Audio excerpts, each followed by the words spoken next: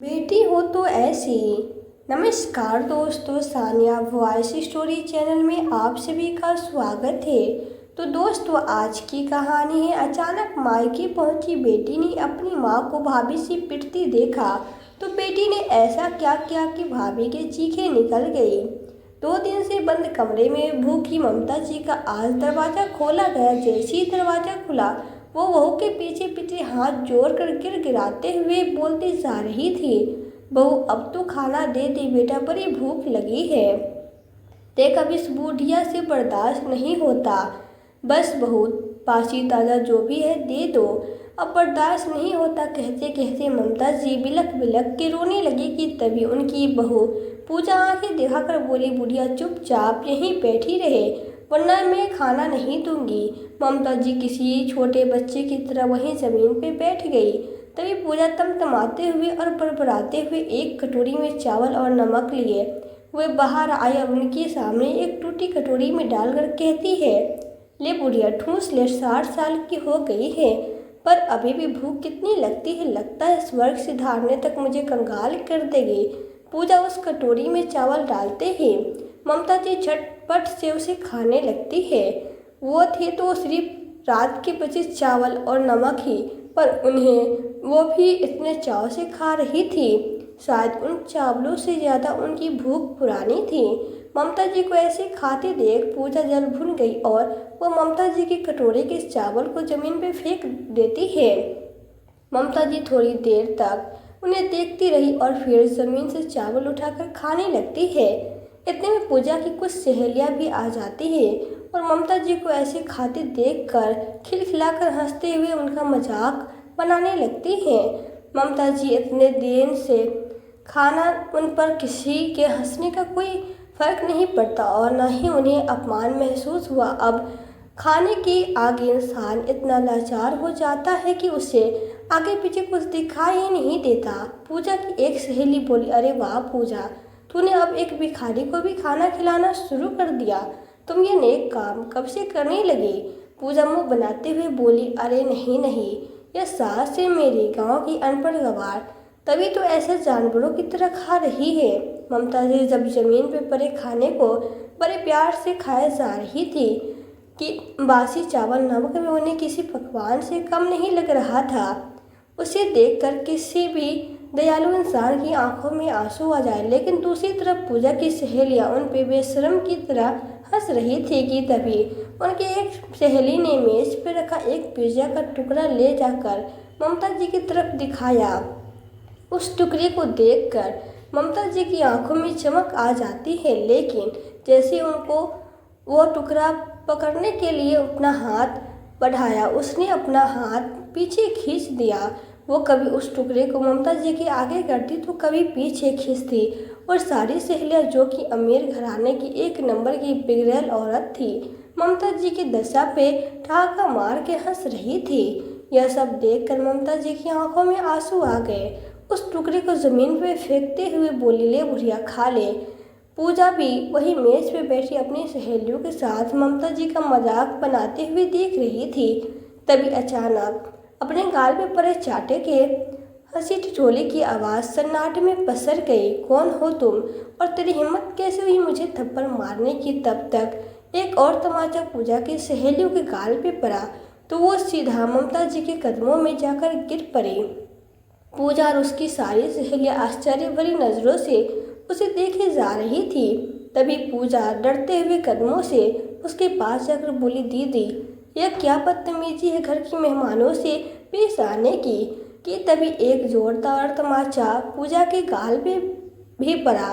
शर्म नहीं आती भाभी आपको, एक बूढ़ी लाचार माँ के साथ ऐसा करते हुए? राधिका गुस्से में चिल्लाती हुई बोली, अगर तुम लोगों ने अभी इसी वक्त मेरी माँ से माफ़ी नहीं मांगी तो तुम लोगों को वो हाल करूँगी कि तुम दोबारा किसी गरीब का मजाक बनाने में भी 10 बार सोचोगी।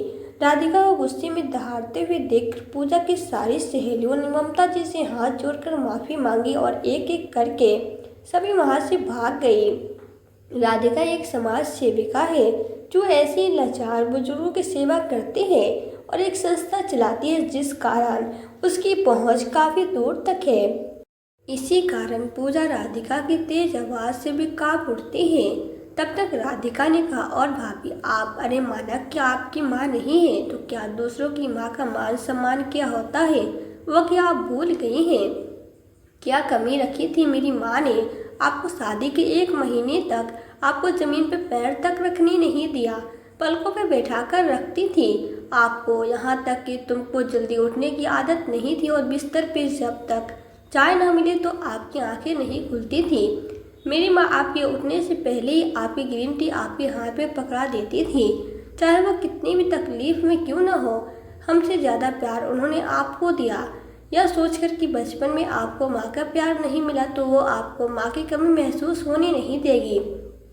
लेकिन तुमने मेरी माँ की ममता, उनका प्यार का यह सिला दिया। राधिका रोते हुए अपनी माँ के गले लग गई। ममता जी एक सीधी सादी महिला थी। पूरे जीवन उन्होंने अपने बच्चों की पालन पोषण, उनके भविष्य को संवारने में गुजार दिया। ममता जी के पति मोहन जी एक किराने की दुकान चलाते थे, उसी से अपने परिवार का गुजारा जैसे तैसे किया करती थी। धीरे धीरे बच्चे बड़े होने लगे और ज़रूरतें बढ़ने लगी तो उन्होंने रात को भी वहीं पर काम कर लिया और बेचारे बच्चों की ख्वाहिशों को पूरा करने में रात दिन तक एक कर दिया। मोहन जी काम करने की मशीन बनकर रह गए थे, न खाने की सूत न पहनने की। दोनों बेटियां विवाह योग्य हुई तो सबसे पहले उन्होंने अपनी बेटी की शादी की, लेकिन जैसे ही बेटी की शादी हुई उनकी हालत और भी बद से बदतर हो गई। बेटा कोई काम नहीं करता था और अभी मोहन जी को भी पूरे परिवार का खर्च उठाना पड़ता था। एक रात 3 बजे सुबह में वे काम से लौट रहे थे कि किसी ने उनके पीछे से टक्कर मार दी और मौके पर उनकी मृत्यु हो गई। उसी दिन के बाद से ममता जी को अपनी सूध नहीं रही। ससुर के मरते ही पूजा ने सारा घर अपनी मुट्ठी में कर लिया और बेटे ने पिता के किराने की दुकान हड़प ली, लेकिन जाने से पहले एक अच्छा काम किया था। इसके बारे में बस राधिका और मोनिका को पता था। मोनिका उनकी छोटी बेटी थी। ऐसे एक दिन की बात है, एक शाम को यह खटिया पे लेटी थी कि तभी उनका पोता दीपक एक प्लेट में कुछ पकौड़े खाता और फोन चलाता हुआ आता है और अपनी दादी के पास बैठकर उसे खाने को पूछा। आज पता नहीं कितना समय गुजर गया था। ममता जी को ऐसा खाना खाए हुए शायद उन्हें खुद को भी याद नहीं। पकौड़े देखकर उनके मुंह में पानी आया, पर वो एक भी पकौड़े खाने से डर रही थी। दीपक बार बार कह रहा था, लो ना दादी, एक तो ले लो, पर ममता जी मना किए जा रही थी तो इस पर दीपक उनके मुंह में जबरदस्ती एक पकौड़े डाल देता है। वो आंखें बंद करके पकौड़े का स्वाद ले रही थी कि तभी किसी ने उनके बाल पकड़ लिए। जब ममता जी ने आंखें खोली तो पूजा उनके बालों को पकड़ी खड़ी थी और बगल में दीपक भी डर के मारे भाग चुका था। पूजा ममता जी के बाल पकड़ के उन्हें खाट से धक्का देते हुए बोली, बुढ़िया तेरी हिम्मत कैसे हुई मेरे बेटे के पकौड़े छीन कर खाने की? बीमार पड़ेगी तो उसका बिल तेरा बाप भरेगा। ममता जी बिलखते हुए बोली, बेटा मैंने नहीं छीना, वो तो दीपक ने खुद मेरे मुंह में डाल दिया था। मुझे मत मारो बहू, आगे से नहीं खाऊंगी, बस एक ही खाया था, पर मत मारो, ममता जी रोते हुए कहती जा रही थी। लेकिन पूजा उन्हें मारती जा रही थी और बोली, बुढ़िया एक तो कब से मेरे छाती पे मूंग तल रही है, ऊपर से मेरी बताए नीम को भी तोड़ रही। आज जो तेरे बदन की एक हड्डी को न तोड़ा तो मेरा नाम भी पूजा नहीं। पूजा बहुत देर तक ममता जी को बहुत पीटती रही। पीट पीट कर जब पूजा का गुस्सा शांत होता है तब तक कहती है, आज पूरे दिन तुझे कोई खाना नहीं मिलेगा बुढ़िया, अब भुगत पकौड़े के स्वाद को। पूजा की मार से ममता जी बहुत देर तक जमीन पे बेताब पड़ी रही। करीब 1 घंटे बाद दीपक डरते डरते आया और उसने अपनी दादी को पानी पिलाया, तब जाकर उन्हें होश आया। लेकिन उससे भी पूजा ने इतना डरा रखा था कि अगर उसे दादी के पास देख ली तो उसे भी कमरे में बंद करके बहुत मारती थी। उसने तुरंत पानी पिलाया और वहाँ से अपने कमरे में चला गया। थोड़ी देर के बाद ममता जी लड़खड़ाते हुए उठी और अपनी खटिया पर जाकर सो जाती है। वो पूरे दिन बस बाहर आंगन में ही पड़ी रहती थी, या तो कोई काम नहीं करती या तो अपने खटिया पर लेटी रहती थी। गर्मी हो या सर्दी हो, बरसात, घर के अंदर उन्हें जाने की इजाज़त नहीं थी। वो आंगन में परी परी मक्खियों के साथ बातें करती थी। उनका बेटा अमन, जो कि बाजार में अपने पापा के बनाए हुए किराने की दुकान को चलाता था, न जाने कितनी बार माँ के पास से निकलता था, पर कभी भी अपनी माँ से उनका हाल चाल भी नहीं पूछता था। वहीं पूजा की बात करें तो यह ममता जी की अवभगत तभी करती थी जब उसकी दोनों नंदे वहां आती थी। उसके सामने वह ममता जी से बड़े अच्छे से पेश आती थी, पर बेटियां जब अपने घर चली जाती थी तो सारी सेवा पूजा सूद समेत वसूल लेती थी। वैसे तो ममता जी ने कई बार चाहा कि बेटियों को पूजा और अमन की असलियत बता दे, पर फिर भी यह सोचकर डर जाती थी कि कहीं ऐसा करने से पूजा उसे इस घर से ही न निकाल दे। फिर वो जाकर बेटियों के सर पे का बोझ नहीं बनना चाहती थी। वो तो वैसे भी अपनी अस्पताल वालों पे आस है। एक दिन सुबह की बात है, ममता जी को खबर मिलती है कि उनकी छोटी बेटी राधिका आने वाली है।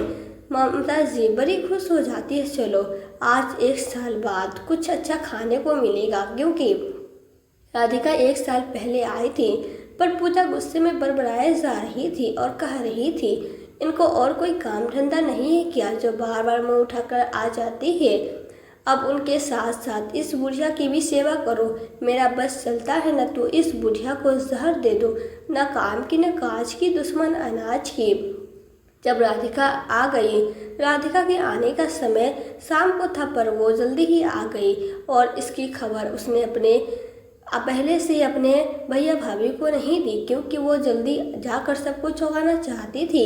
लेकिन राधिका ने जैसे घर में कदम रखा, अपनी माँ को देखा, उसकी आंखों में आंसू आ गए। राधिका ने भी समय की नजाकत को समझा कि वो जिस मकसद से यहाँ माँ के लिए आई थी, वह उसे अभी खोलना नहीं चाहती थी। आखिर बाकी जिंदगी का सवाल तो अब उम्र में काफ़ी हो गई है ना। ओ, मैं बातों बातों में एक बात करना भूल गई। तभी भाभी, कल मोनिका दीदी भी आ रही है। वो क्या है ना, पापा ने हम तीनों भाई बहनों के नाम पे एक प्रॉपर्टी रखी है। जब हम चाहते हैं कि सारा कुछ भैया के नाम करते, जब पापा की जिम्मेदारी भैया ने उठाई और माँ के भी अभी भी उठा रहे हैं, तो फिर उनके एक जायदाद में उनकी सारी हिस्सा होना चाहिए ना। राधिका ने पूजा को अपने जाल में लपेटते हुए कहा। यह सुनकर पूजा के मन में लड्डू फूटने लगा। चलो, इस बूढ़े को इतने दिनों तक पालने का कुछ तो फल मिला।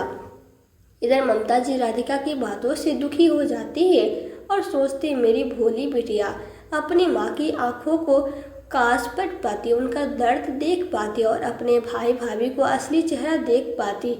मैं तो कुछ कह नहीं सकती। अगर इस बार भी चुप रह गई तो बहुत गलत हो जाएगा। नहीं, मुझे अब चुप नहीं रहना चाहिए। ममता जी तो सब कुछ राधिका को बताने ही वाली थी। ममता जी यह नहीं चाहती थी कि उनकी वजह से उनकी बेटियों के जीवन में कोई मुसीबत आए, इसलिए राधिका को कुछ नहीं कहा। उसके बाद रात को सभी सो जाते हैं कि तभी रात को दबे पांव पूजा आकर उन्हें धीरे से जगाकर बाहर जाने को कहती है।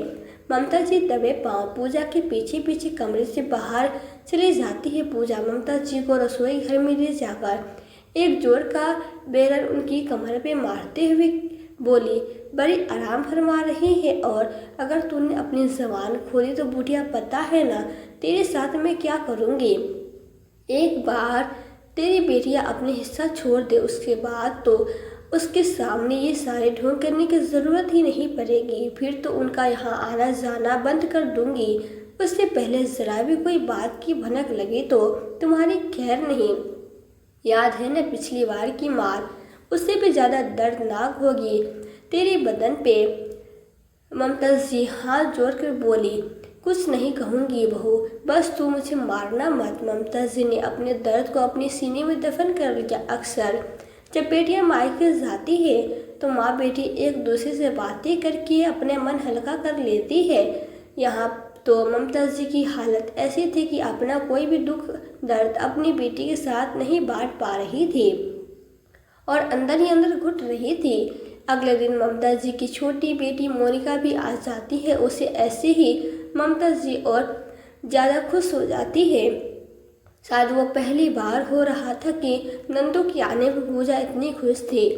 ममता जी जानती थी कि इन सब के बाद पूजा अपने साथ और भी बुरी तरह से पेश आएगी, पर वो चाहकर भी अपनी जुबान खोलने की हिम्मत नहीं जुटा पा रही थी। खाना खाने के बाद शाम को मोनिका बोली, भैया कागज़ तो हमने हमारे पापा के वकील से बनवा लिए हैं, वो कल लेकर आएंगे। इतना सुनते ही ममता जी से रहा नहीं गया।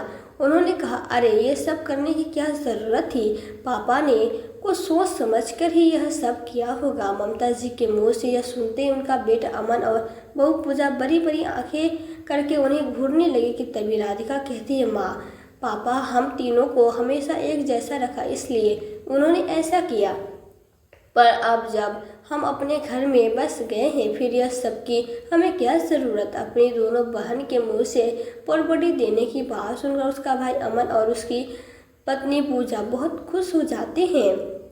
वो सब जान रहे थे कि एक बार बहन अपने हिस्से की प्रॉपर्टी छोड़ दे उसके बाद तो वो जैसा मन वैसा करेगा।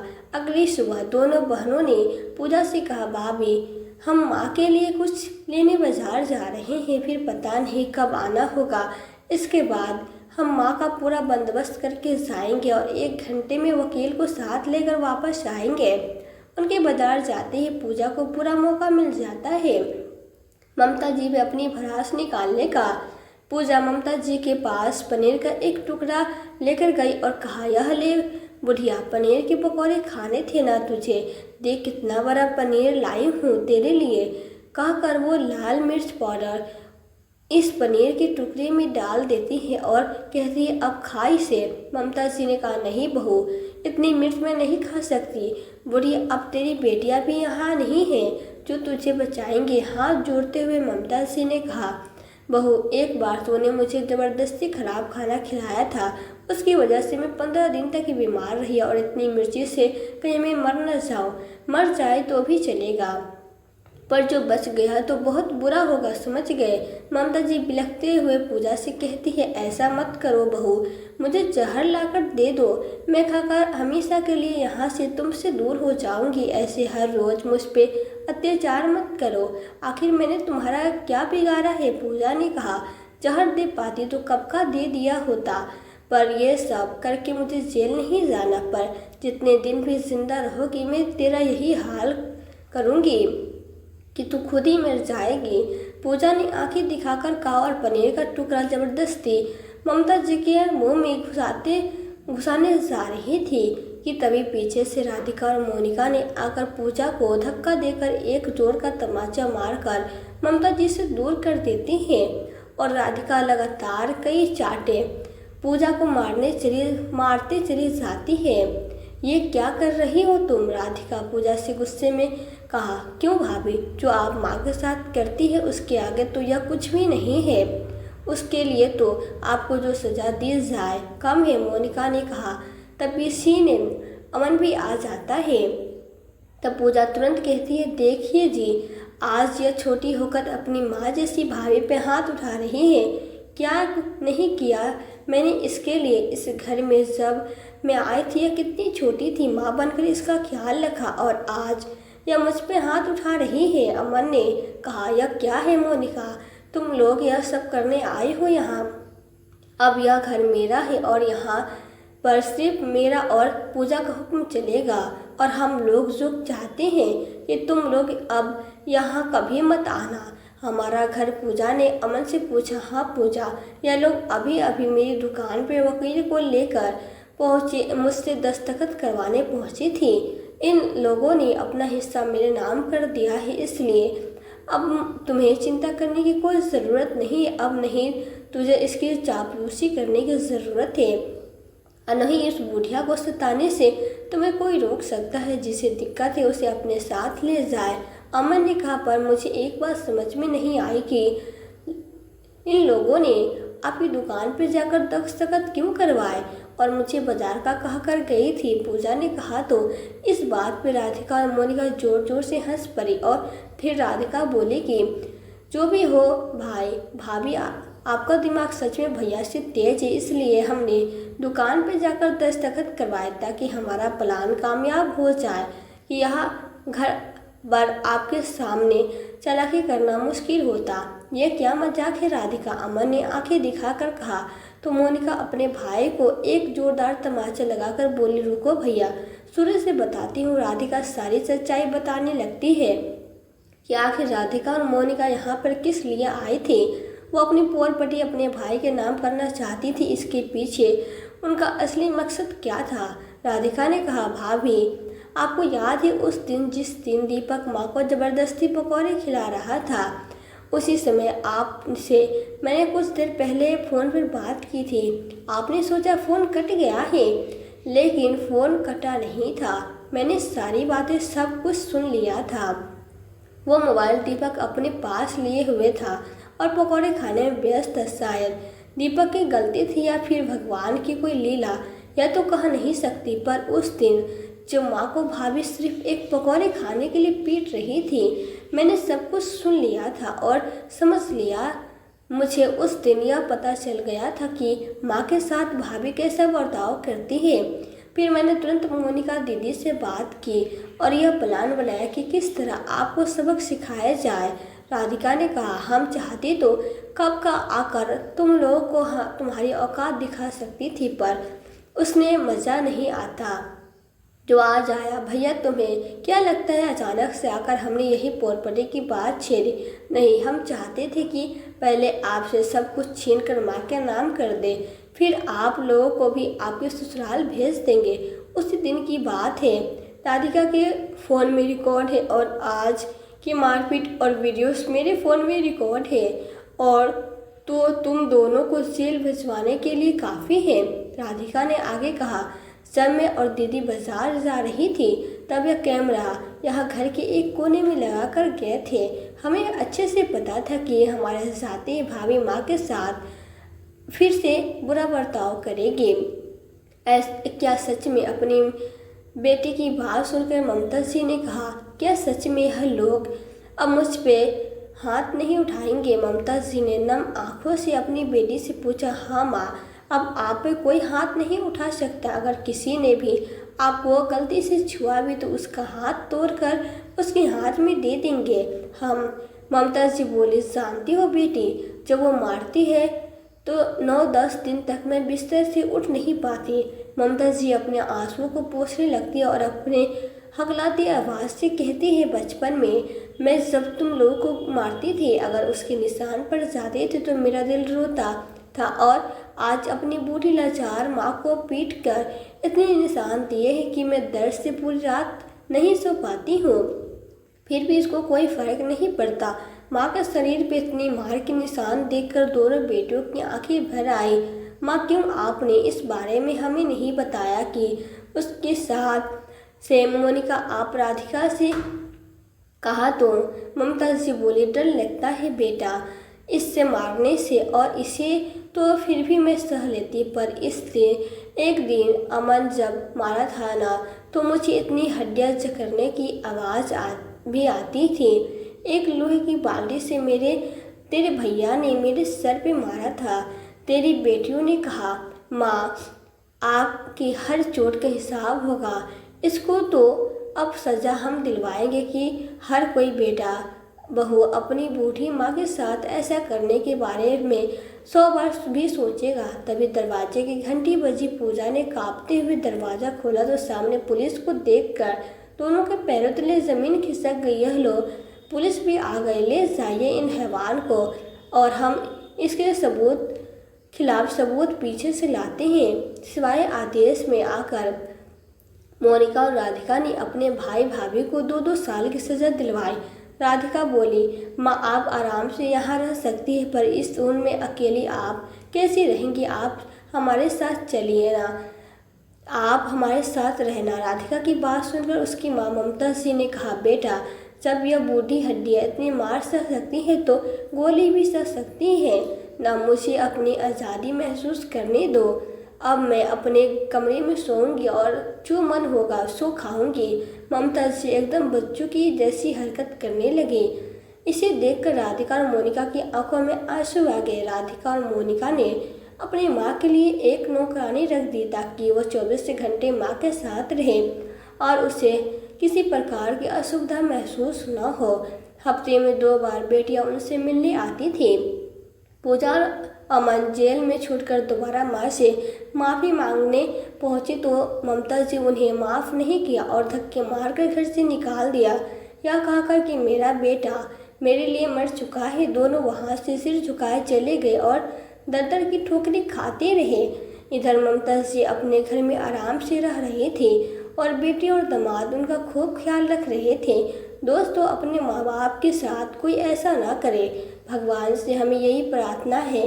क्या हो गया है कलयुग की औलाद को जो अपने माँ बाप को इस तरह से सता रहे हैं। हालांकि सब लोग ऐसे नहीं हैं, लेकिन बहुत सारी खबरें अखबार में आए दिन पढ़ने को मिलती है और बुजुर्गों की आप बीती सामने आ रही हैं। उसे भी हटाया नहीं जा सकता। यह कहानी सच्ची है, इसलिए आप अपने माता पिता का सम्मान करें, सेवा करें, यह परम धर्म है।